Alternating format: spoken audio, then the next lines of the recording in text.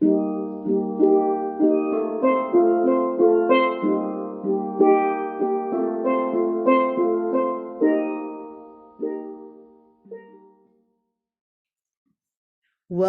to Checking In with Dr. B, a space dedicated to live conversations with those who have found and live their joy.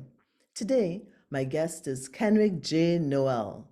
He is a musician, adjudicator, and a music educator who has received accolades in the United Kingdom, the United States, Canada, across the Caribbean, and in his homeland of Tobago.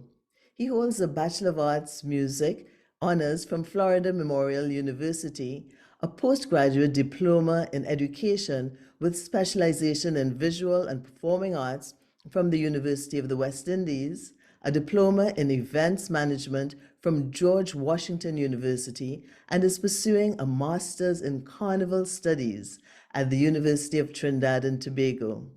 Mr. Noel judges for Trinidad and Tobago's National Panorama and Junior Panorama competitions, Calypso competitions, and the Tobago House of Assembly festival activities, to name just a few of his cultural contributions.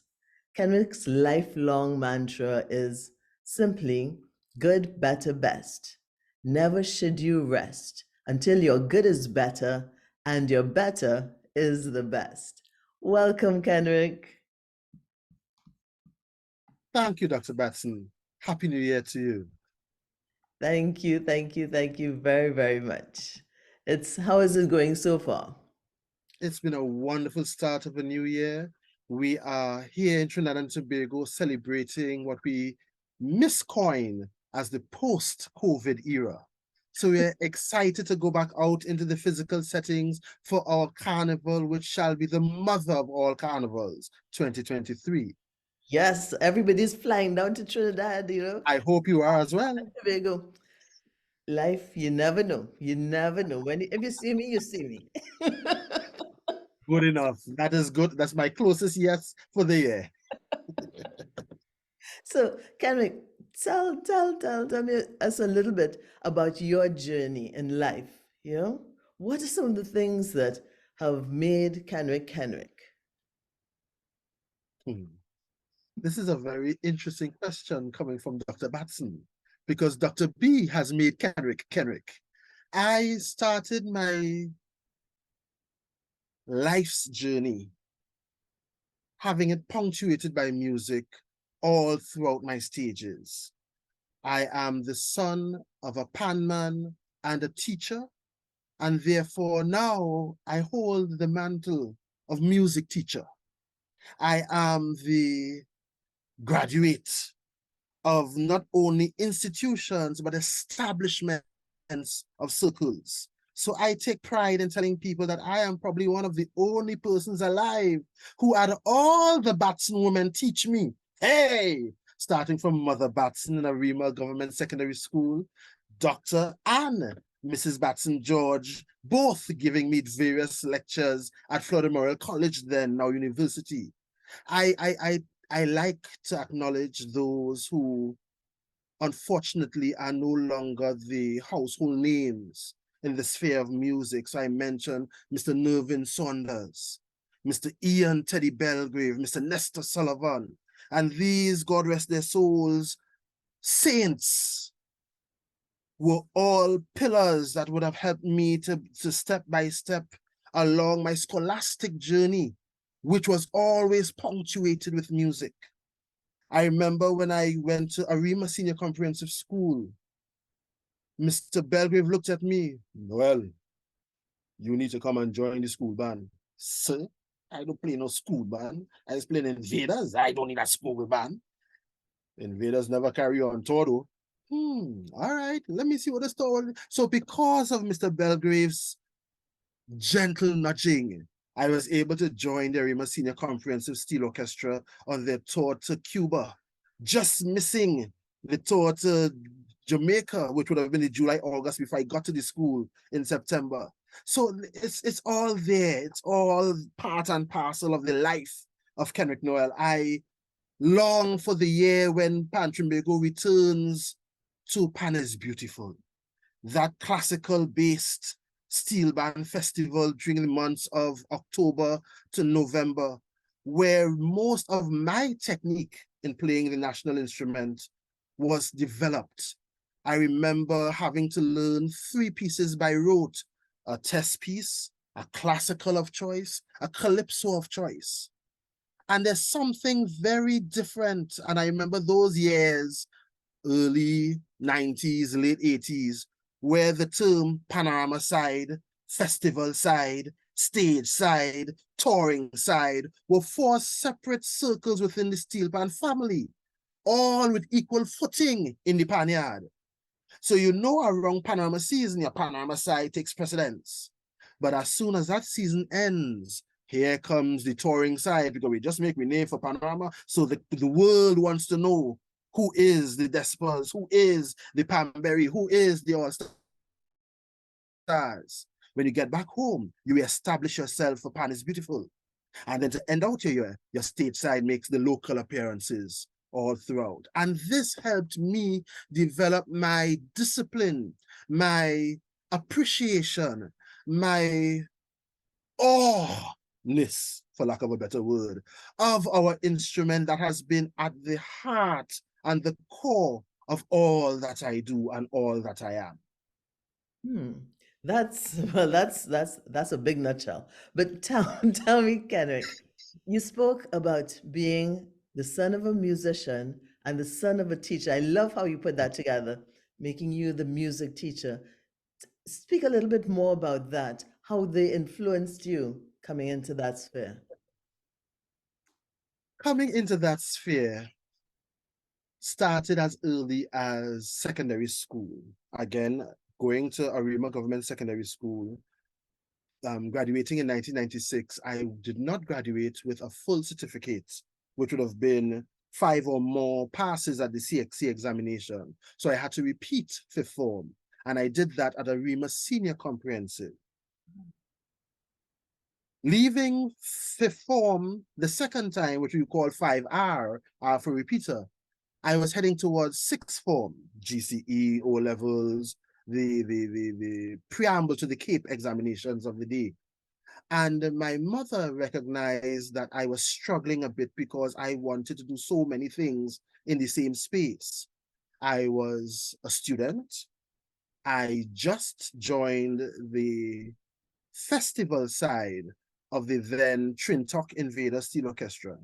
And I used to do private lessons with YTEP, which was an after-school program harnessing skills and non-scholastic or non-academic abilities.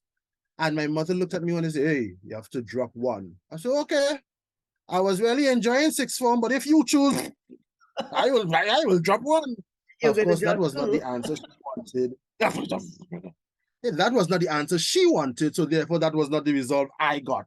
But my father always sat there, boy, there will always be music. Regardless whatever you do, there will always be music. So I held on to 6th form, and I held on to Invaders, and I dropped YTEP. Mind you, I was one of the premier bread, cake, and pastry students. And to this day, I still can maneuver my way through a kitchen and leave quite a few people in awe. But so it wasn't a lost drop then. It was still a passion picked up later on. But because of that banter between the academics and the music, my mother, being a principal of a primary school, met your mother, being the music teacher of Arima Government Secondary School, when there was this entity called College Fair. And the College Fair was a yearly introduction of sorts of universities and colleges in the US that will come to Trinidad to promote their institutions. We were all supposed to have been downstairs walking around the auditorium, looking at the various tables, when I heard my mother's voice, "Jason, come. The J stands for Jason, only Cheers for used Jason. for family structure, not for public use. And I'm not like, who calling me? What happened to this lady? What this lady be calling me so? And she's standing there with 2 batons. Mother Batson and Dr. Batson. And it was the first time that I would have met you formally. And you had in your hand a package. Pleasure to meet you, Kenrick, in your ever so polite, ever so soft tone that we learned later on can move mountains. Gentle nudges. If you can complete this package and return it to me by the end of the week, we'll see what can happen from there. And Dr. Batson, you have no clue how you changed my life that day. I don't even remember how many mountains we moved around to get all of the paperwork in place. But before you left Trinidad that week, we were able to return the package to you. You came back to America. We got the phone call. We got all of the correspondences from Florida Memorial College. And now I can sing that Flomo is always a little pocket in my heart. Spending 4 years at Florida Memorial, returning to Trinidad at the time, my mother said, you're not going to stay home with a degree. What are you going to do with this degree? And again, Dr. Batson came into the picture, being, I think you were the director of the National Steel Orchestra at that time. The chair at that time. The chairman, even better. You would have invited me to some of the performances and some of the rehearsals of NSO. And every so often when there was a bass player short, Kenrick fit in. So I got my feet wet in professional musicianship through the National Steel Orchestra. Of course, that is not the answer that my mother wanted to hear as a principal. So she was like, that's nice. That will keep you satisfied for a week or two. What are you doing with this degree, having come home? And I kept on looking for jobs. I started to teach at Borneo Government Primary School as a tutor, hired by the school's PTA because those parents were interested in the holistic development of their students. So they collected money every PTA meeting and they brought in tutors, dance, sewing, all various forms of extra and co-curricular activities, music being one of them. Again, my mother, not satisfied. Hey, as soon as that PTA changes president, so will your income. So seeing that you already started in a school, come to Tobago. I spoke to the school supervisor here and they're waiting for you. So I didn't tell you I want to be. You don't have a choice because you're not doing anything in Trinidad anyway. Come to Tobago. So I left Trinidad December of 2022.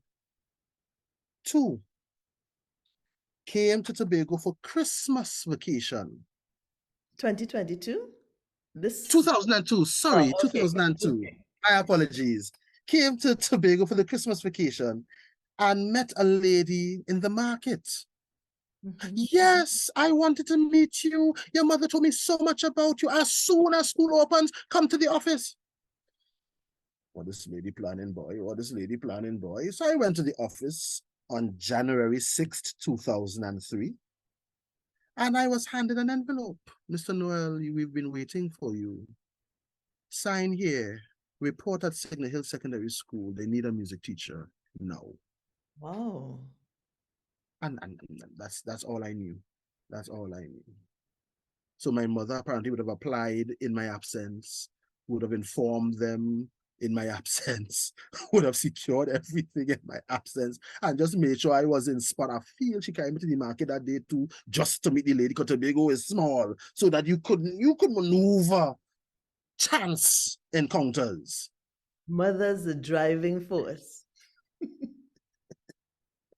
So that's why I credit both of them, my father for my passion and my mother for my drive. Now, And yes, you have a unique experience in that you have many people have the experience of growing up in Tobago. Many people have the experience of growing up in Trinidad. You have that unique experience of having feet in both places. How has yes. that affected you as Kenrick? Could I change the word affected to enhanced? Yep. it has enhanced me as Kenrick because I can boast that whereas other persons had the experience and the privilege of living in either Trinidad or Tobago, that I live in the and. Oh, I I've like spent that. equal times both in Trinidad and Tobago. My father, Fenrick St. Michael Noel, better known as Michigan in the steel pan world, was born in Faizabad and grew up in Port of Spain. He is a Trinidadian. My mother, Mary Louise Kerr Noel, was born in Maria, spent her developmental years in Tobago, came to Trinidad for what we know as Teachers College, taught in Trinidad until her retirement, returned to Tobago, and then gave yeoman service as a contract teacher. So we've always had duplicity. When there was school, I would go to school in Trinidad. When there was vacation, long weekend, you feel like going to school, funeral, wedding, function, we are in Tobago. And the families reside in both. So I equally had love in Tobago and love in Trinidad. So my life has been enhanced by living on the and. I like that. Living in the and. That is a beautiful way of looking at it. Living in the and. And so many of us can can learn about that, living in that in between space, but yet you have everything, the good from each side. Yes, yes. Kenrick, when you get up on a day, maybe a day that might not seem so bright in the morning, how what gets you through? What brings you joy? My God and music. I think I stole that answer from someone else, but it fits. So I am at a place spiritually where God is not stationary. I don't have to drop to my knees to pray to God. I was sitting here preparing for this session, and I'm telling God, you tell me what to say. You work it out, Lord. Don't let me embarrass Dr. Bassin in her function. And she ask the question, God, you just deposit into me and we go, thank you, Lord, thank you. But it's an ongoing conversation. So when the days don't feel good, you wake up and there's a heaviness and again a spiritual dampness that is in the atmosphere. You ask God to deposit a song into me. I ask God to deposit a song into me. And more times than not, a very still voice, very clear, very, very clean, gives me a hymn, gives me a chorus, gives me a worship song that I can then take throughout the day. Being an instrumentalist, I don't really remember the lyrics, but I will hum the melody. I may dance around the chord progressions and say, hey boy, that'd be nice to arrange. But there is something that gives me that fulfillment that even though the clouds are dark, the silver lining shall soon appear. Hmm. So, what about your other art, the cooking? How does that influence you? Um, Cooking gives me satisfaction. And the satisfaction it gives is that having prepared a meal, I'm then able to share that meal. So very rarely I cook for me alone. Very rarely I cook for one meal alone. There's a term that we use within our family, fridge food don't kill you.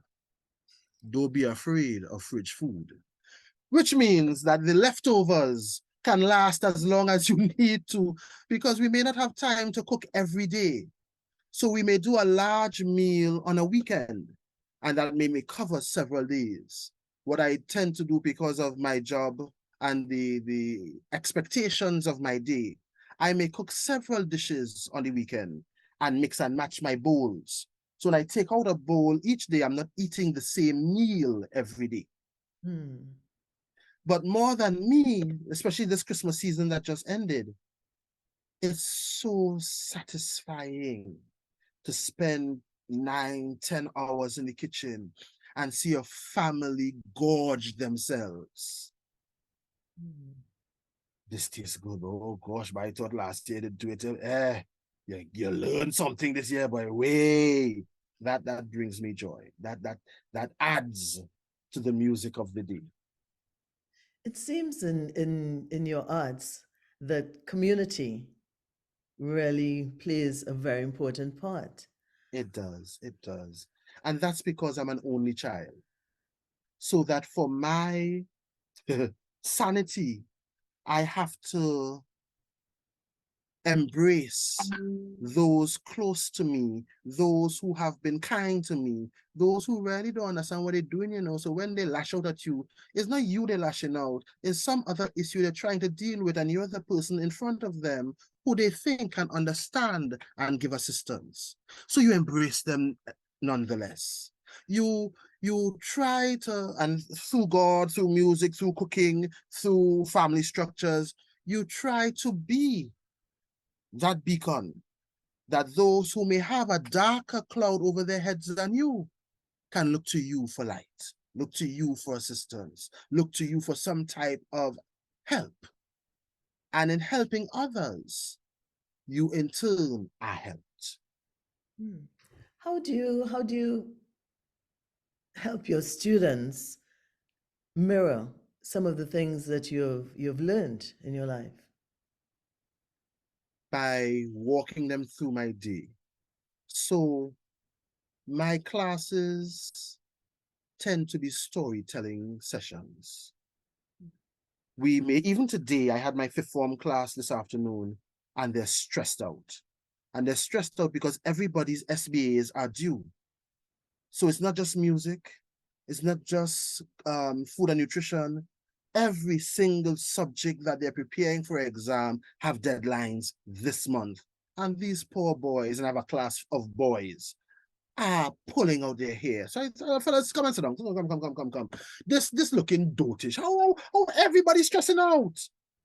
Let me tell you about a time I had a jury in Miami, and my lecturer walked into the band room, watch all of us figure it out.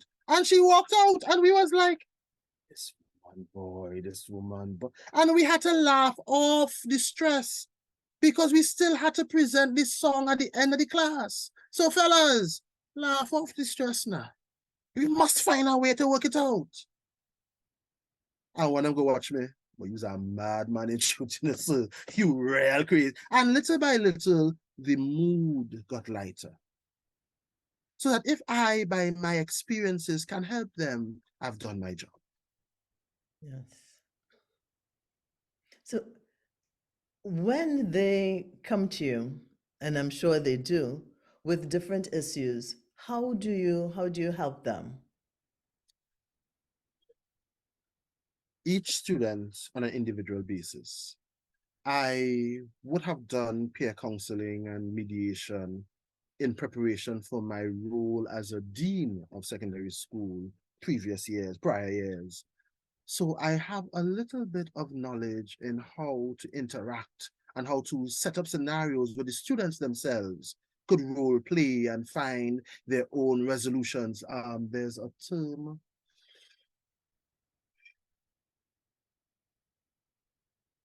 it escapes me now, but it's basically a jury or a court system for students. They come, they try their own case, they're their judge, their jury, their bailiff, prisoner, police, everything. And we as the teachers just simply guide the process through. Almost like a Sometimes, mock trial, kind of. yes, sometimes the judgment is a lot harsher than if we, the teacher, was there, because them children know how to deal with each other. So we, all right. No, you can't suspend the boy indefinitely. You know, let him go outside for punishment. He'll come back in. We'll continue. No, sir. Hang him. No, we can't do that. No. Let's take this thing too far.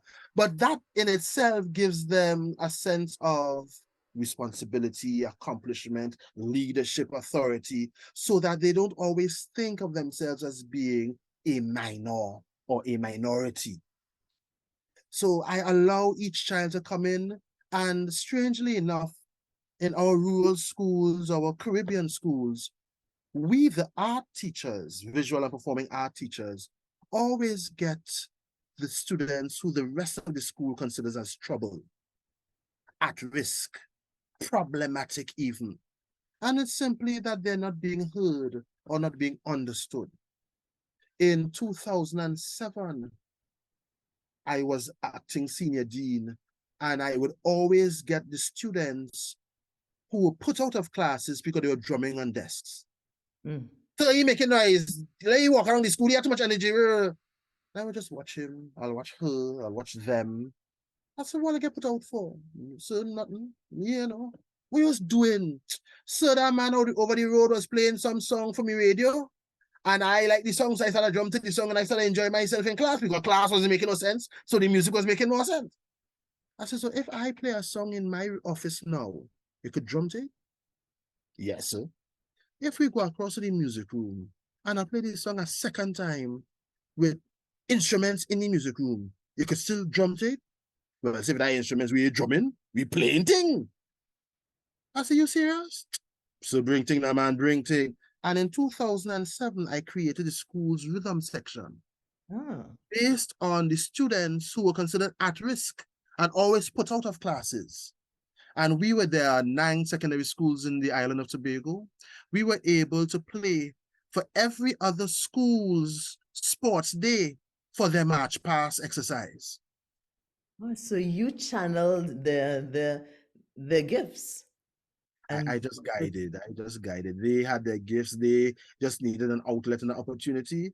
And many times these children will run with an idea once they know they have the support. So true. So looking at what you're doing now, where do you see, or what would you like to see happening in the next 5, 10 years, whether it's in the educational arena or other areas? What would you like to see happen? If possible, 10-year span is a wonderful time frame for this to be accomplished. I would really like to see a magnet school for arts on the island of Tobago for secondary students. We have so many cultural pockets on our island, each village, each community, each network even, where students, being the younger generation of their parents, of their relatives, carry on traditions outside of school.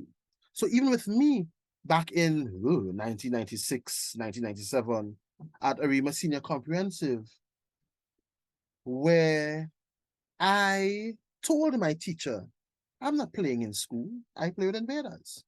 My daddy's an invaders man. I foreign my daddy. There are students now who will never play or sing or draw or dance or create in their school, but they do it in their village. They do it in their community.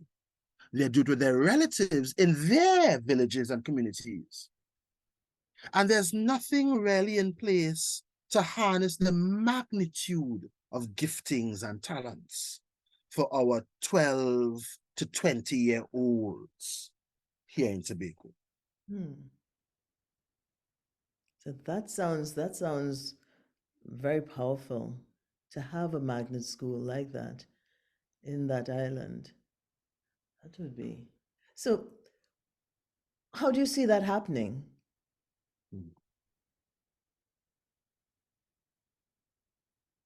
At this time, unfortunately, I only see it as a political gamble game. I see it, unfortunately, as a promise. Get us into office and we'll make this happen.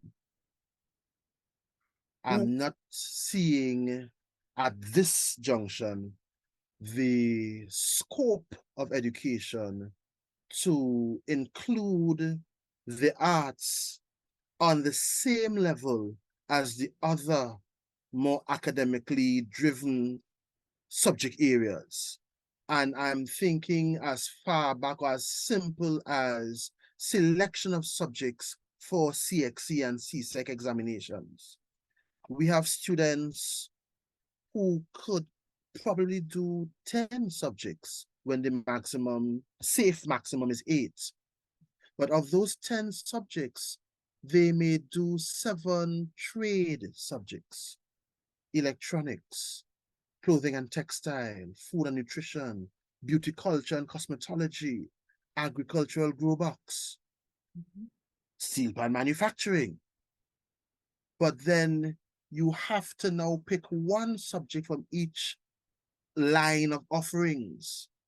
And they're then forced back into the businesses and back into the sciences and back into the social sciences, where unfortunately some of our students are not able to function as efficiently as the system of education needs them to be considered successful. Hmm. So that is something that somebody, you, needs to work on, because Tobago is so rich culturally and there's so much that can be done. That would be fantastic. So that's your homework. Thank you, Dr. Lee. You're welcome. Really, it is. And truthfully, not the last, but for a 3-year stint, I would have served the country, Trinidad and Tobago, in the Ministry of Education as a district coordinator for the multicultural music program unit. In our country, music teachers are only issued and assigned to secondary schools where there is a post for music teacher. Primary schools in our country don't have that post. They have class teachers, so you may have a standard 2 teacher who has to cover the entire curriculum. But in secondary schools, it's more standardized approach where each subject area has its own department or specific teacher to teach that subject area. So the MMPU, which originally started as Pan in the Classroom, I'm looking for a beautiful word here, which evolved into Multicultural Music Program Unit, which is now evolving into something else, was charged with the responsibility of assigning music instructors to primary schools to work alongside the classroom teachers for the specific delivery of music through visual and performing arts curriculum in our nation's primary schools. So that would have been one of the ways to kind of beef up the recognition of music and the other arts and vapor on the scholastic platform. Hmm. Yes, because elementary schools, I mean, our young people, our youngest children, are the foundation. That Yes, is where you yes. that is where you start the growth in any area. That is where the growth starts. Now, Kenrick, tell me now, in terms of your work in music, what would you like to see in the area of music in terms of perhaps pan or other things? What else would you like to see? Mm. Allow me to change hats Mhm. and speak from a place of a former position as a manager of a steel band. I managed the NGC Steel Explosion Steel Orchestra in Tobago from 2017 to 2019. And one of the things that was near and dear to my heart was the continued development of musicality in the musicianship of the band. So the members of the stage side, which was the core of the steel band, used to do music classes, would sign up for the graded exams, ABRSM grades, and would assist in our music camps to this young people of the community. I'm using this premise to say it would be wonderful, again, in the next 10 years, if steel bands could reduce the number of hours we spend preparing for competitions, performances, tours, by simply being able to read music efficiently and effectively. I remember, I want to make sure I have the correct name.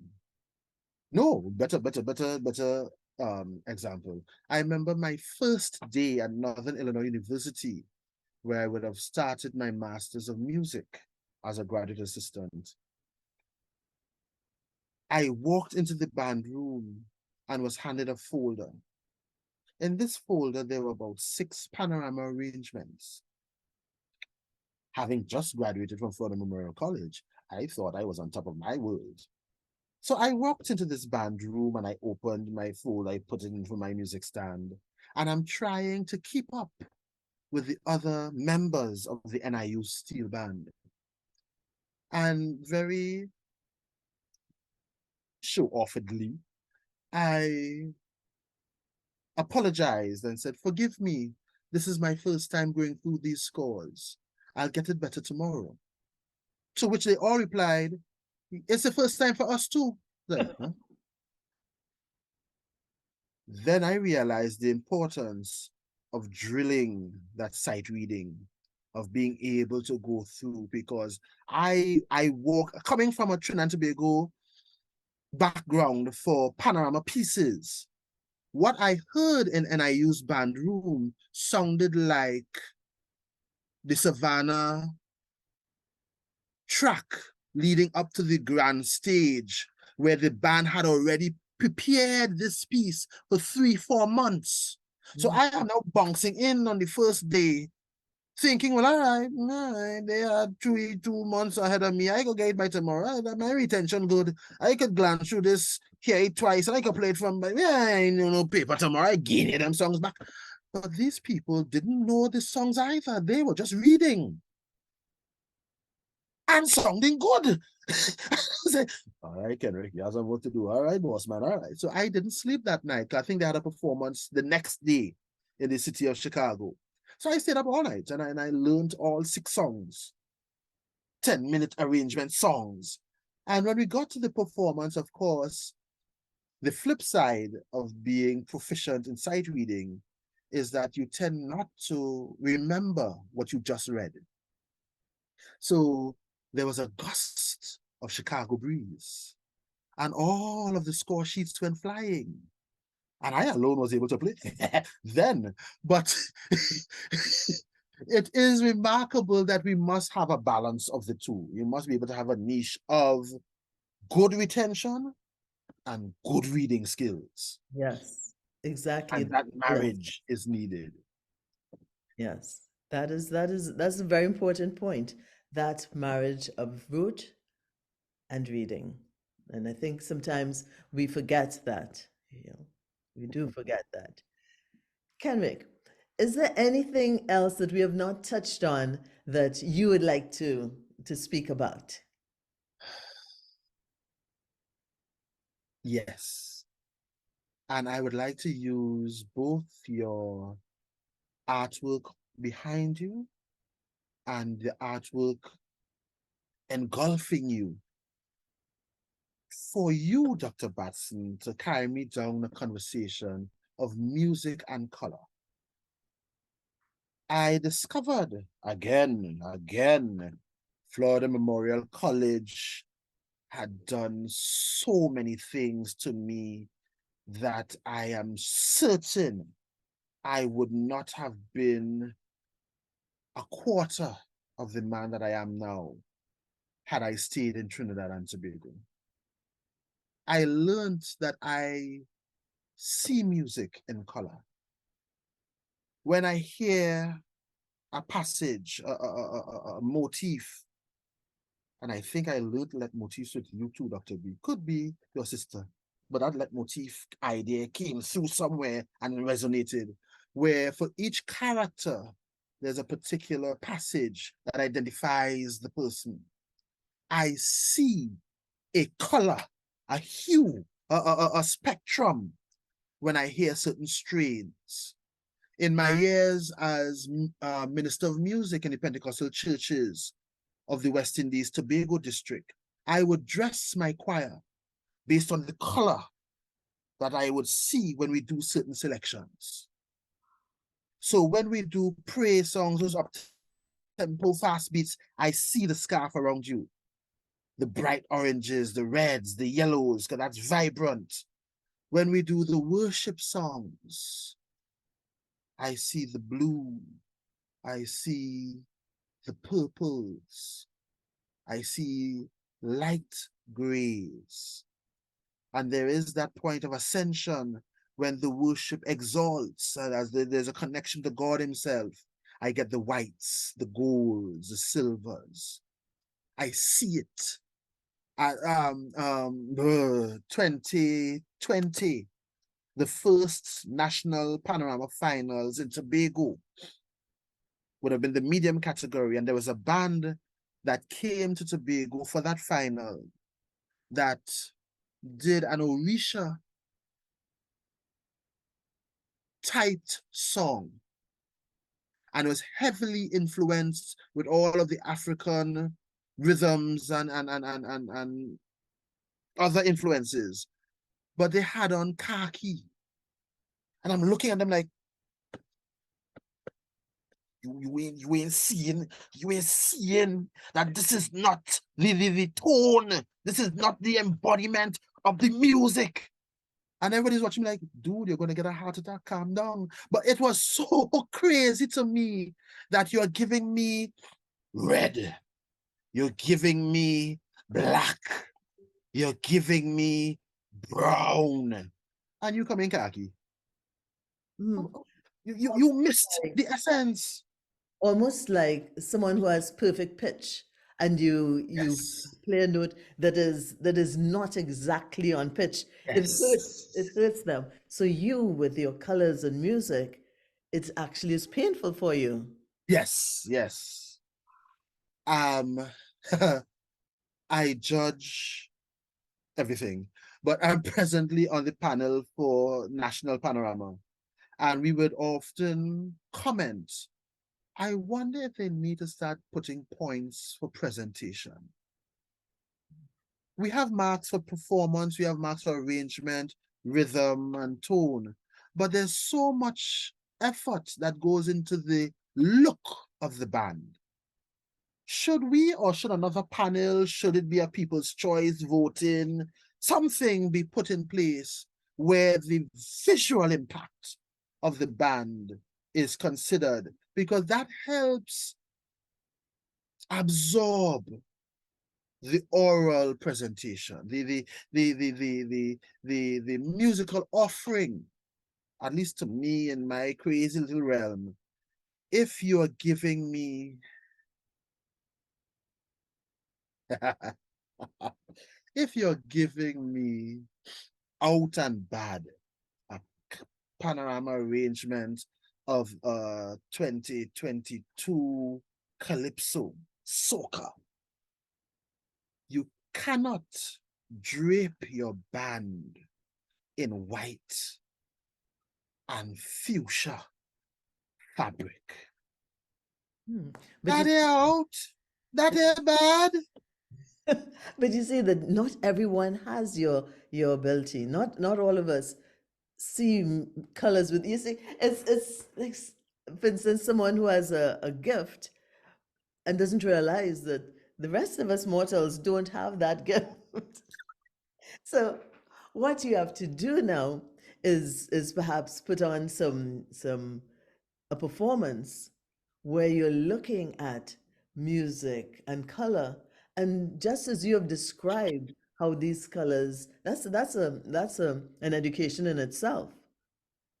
So that those of us who do not have that gift of seeing the colors with the music can perhaps experience it in a different way when we learn that the whites and golds are there and the blues are here, and it's like an artist Yes, who yes, who creates music, who creates paintings while the music is playing. So exactly. having a Exactly. performance where you are The giving artists. colors. with the music. So that's another thing. Okay, I'm looking forward to that concert. Well, Oh, I can send you, I'm supposed to still have it. In 2008, the church choir that I was most connected with at the time, Voices of Deliverance from the Calvary Road Deliverance Tabernacle Church in Tobago, had a concert, three-section concert. And of course, using the spiritual realm, we named the categories outer court, inner court, and holy of holies. Of course, to all the non-believers, huh? But for all those who understand the concept of when you go to make your offering to the Lord, at that Old Testament era, you were only allowed in the outer court. The priests were allowed in the inner court, and the high priest was the only one who could have gone into the Holy of Holies to make representation on behalf of the people. So that we had that three-tiered service, concert service, where our prayer songs were in the outer court. And for that, we used chocolate brown and khaki linen with an embroidered tapestried applique of leaves. It was an earth-toned section. I'm so sorry I don't have pictures to show you what I'm speaking of. The inner court was more of our contemporary gospel songs of that era, and that we wore burgundy and gold taffeta. It was an embroidered taffeta with a burgundy, yeah. And the Holy of Holies was our traditional hymns. And we would have invited some of the first ladies of the district, those who could bring down the house. And that was white and silver bridal embroidery. wow. So the material itself elevated, the color spectrum elevated, the quality of music elevated, and the expression of worship elevated. Gosh, that must have been amazing. Yes, yes, yes, If you do yes. have a recording of that, share it with me. Of Added, course, of course, added. of course. Yes. Well, Kenrick, this has been amazing. I did not know all these years. I did not know that you saw music and color. That is a gift I would love to have, but I'll allow you to have it. We can share everything, Dr. You Lee. can, We can I share can, I can, I can share vicariously. You can tell me. That's why I told you when I saw your back, I said, ooh, because I'm already hearing strains of lines that will match your artwork behind you. Oh. That could fit the scarf that you're wearing. I said, I only have one black and white. I didn't know where this session would have gone. I was taking a plain sheet, whatever you're going to give me with. Yeah, yeah. But I like the contrast. I like the contrast, because now you have to create a piece that links those two, the black and white against the color. That Yeah. should be wonderful. Oh, yes. Oh, yes. Kenrick, again, thank you for being here on Checking In with Dr. B. Thank you for checking in Thank you this for having me. 2023. Yes, man. Yes, man. May this year be your best year. May And yours all as that well. God has in store for you unfold in His time, of course. But everything that you've gone through to this point is leading to the magnificence that is before you for this year. Thank you. Thank you. And I hope the same, I cannot say it as eloquently as you have, but I wish the same for you. Yeah, thank you. Thank you. Thank Um, you. So give big hugs to your mom, please. Will do, will do, will do. Tell everyone in America that we can still keep in contact with. I said hi. I will. I will. Thank you again, Kenrick. Thank you. Okay. Have a wonderful day. You too. Welcome to Checking In with Dr. B. In addition to our video podcast, we invite you to join our Jumpstart network at keepyourjoyandrise.com. There you'll have access to questions and answers with our guests, virtual meetups, and opportunities to suggest and participate in workshops and spur-of-the-moment talk and jam sessions. We are creating a community of positive thinkers and doers. Come join.